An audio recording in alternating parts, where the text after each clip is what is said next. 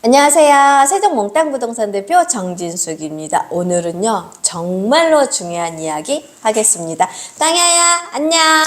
안녕하세요, 대표님. 오늘은 일반 시청자분들이 꼭 들어야 할 기사를 하나 준비하셨다고 했잖아요. 어떤 사건인지 먼저 간단히 소개해 줄 수 있을까요?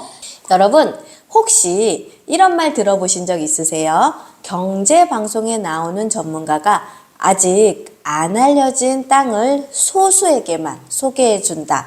이번에 적발된 사건이 바로 그거예요.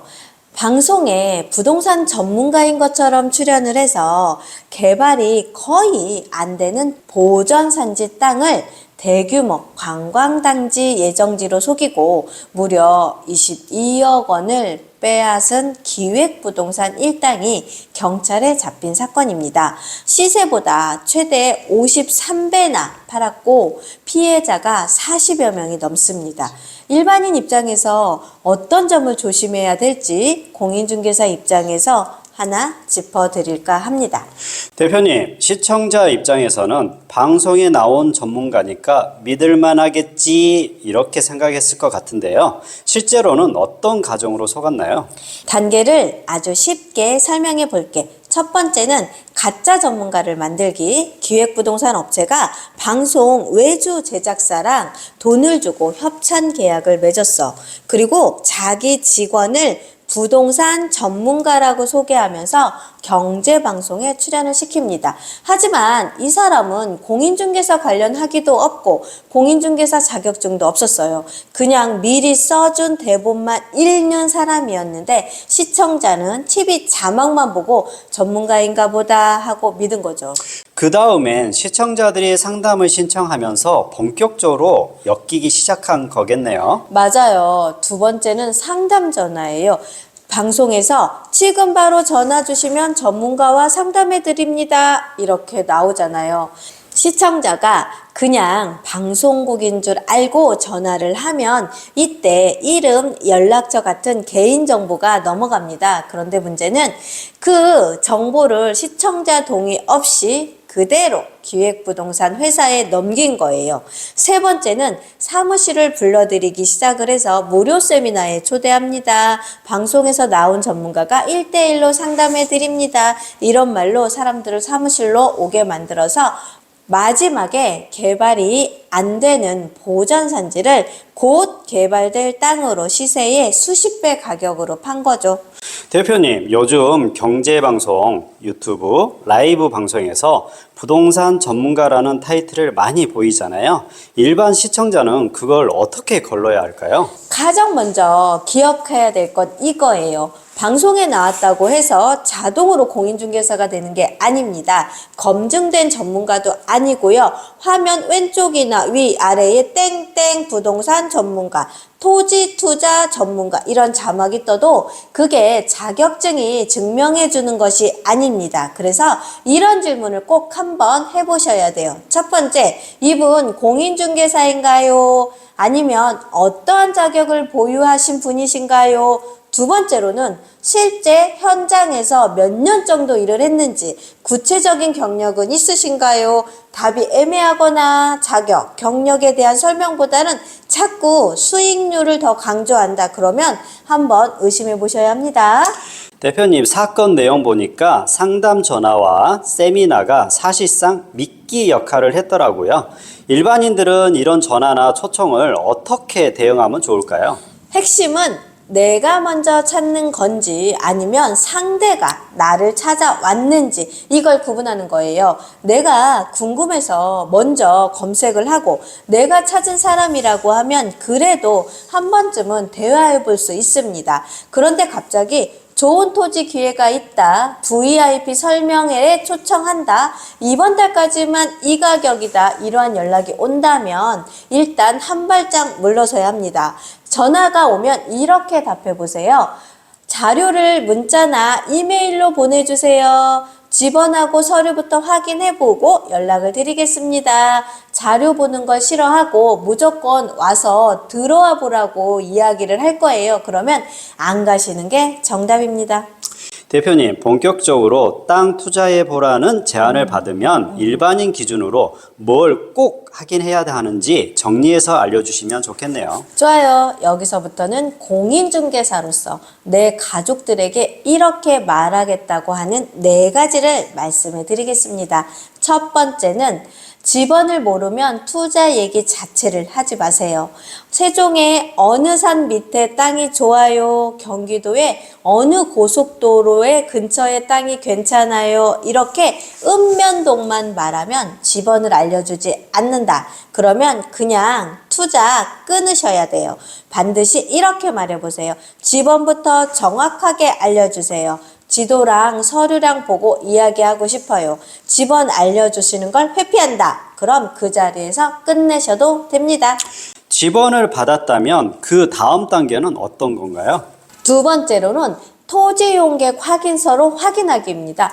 국토부나 지자체 사이트에서 집원만 알면 쉽게 확인할 수 있습니다. 여기서 꼭 보셔야 할 단어는 보전산지, 개발제한구역, 군사시설 보호구역, 자연환경 보전지역 등 이러한 규제 용어들입니다. 만약 설명하는 사람이 곧 리조토가 들어오거나 도로가 난다 하면서 꿈을 말하는데 서류는 보전산지라고 적혀 있다. 그러면 그 순간 이렇게 생각하셔야 돼요. 말과 서류가 서로 반대 방향으로 보고 있구나. 이때는 말이 아니라 서류를 믿으셔야 합니다.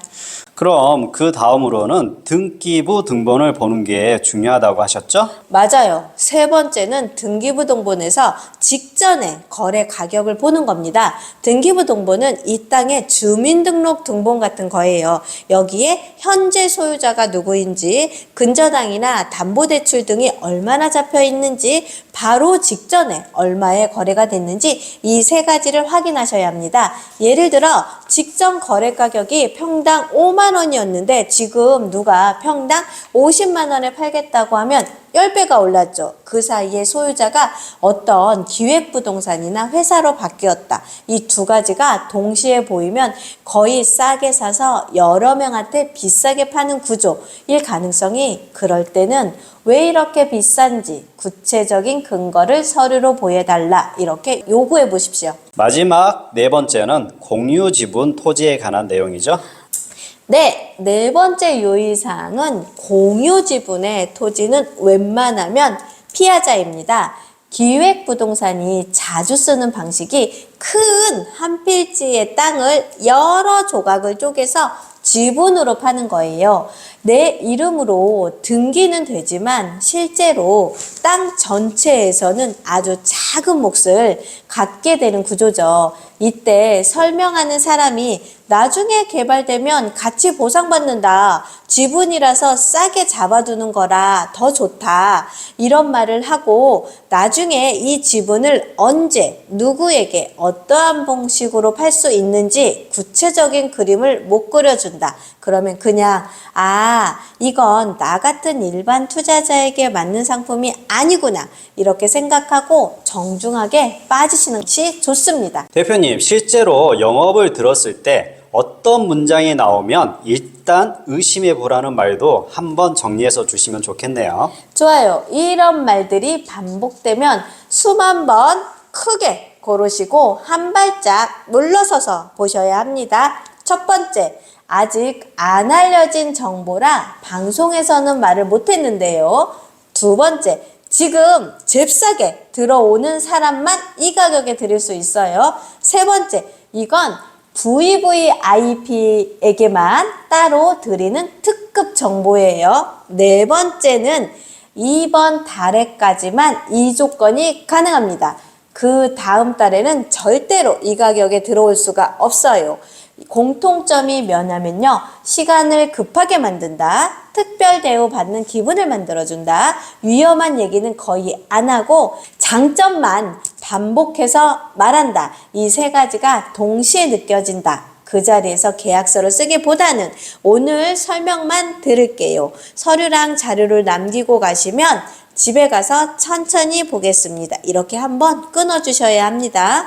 대표님, 오늘 내용이 워낙 많아서 일반 시청자분들이 마지막에는 딱 정리된 버전이 필요할 것 같아요.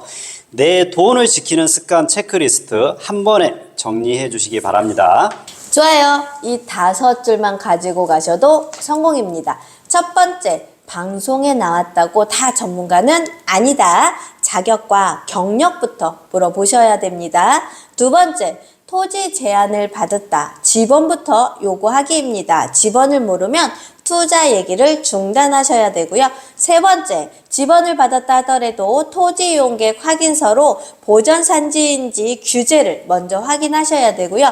네 번째는요, 등기부등본에서 직전 거래 가격도 보시고 꼭 비교하셔야 되고, 다섯 번째, 공유 지분이거나 지나치가의 급한 제안은 한번 쉬고 제3자인 공인중개사들에게 상담을 받아보셔야 됩니다. 그리고 마지막으론 진짜 중요한 한 줄은 이거예요.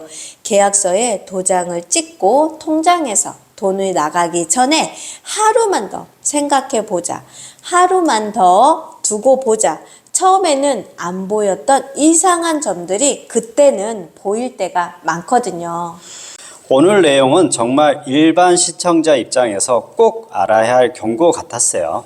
방송에 나온 전문가라도 자격과 경력을 확인해야 하고 토지 투자 제안을 받으면 지번, 토지 이용 계획, 등기부, 공유 지분 이 4가지를 먼저 확인해야 하고 무엇보다 급하게 결정하라는 말이 나오면 한 번 더 멈춰야 한다. 이렇게 정리할 수 있겠네요. 맞아요, 딸이야. 여러분, 이번 사건은 나쁜 사람들이 벌 받았다로 끝나는 뉴스가 아니라 내 돈은 내가 지켜야 한다는 현실적인 교과서라고 생각하셨으면 좋겠습니다.